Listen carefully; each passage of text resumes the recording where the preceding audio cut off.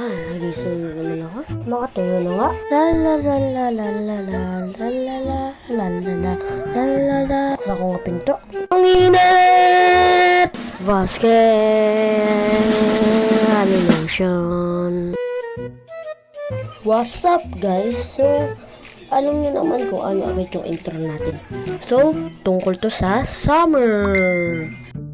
So, ang summer guys is nagsisimula siya na tuwing March at magtatapos sa June. Pag-uusapan natin ngayon guys is ang iba't ibang uri ng tao tuwing summer. So, yun guys, sana magustuhan nyo. Ito ang una, dapanay ang kape. Ito yung tipo ng tao na nasa bakuran habang humihigop ng mainit na kape. Pangalawa, dapanay ang plano. Tipo ng tao na nangungulangot ng sabay iniisip ko anong plano. Pangatlo, dapanay ang drawing.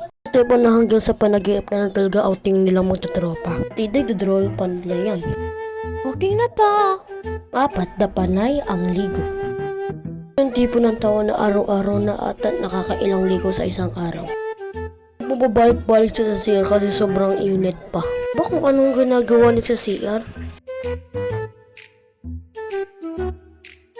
Ang lima, wala na akong maisip. That and bye-bye!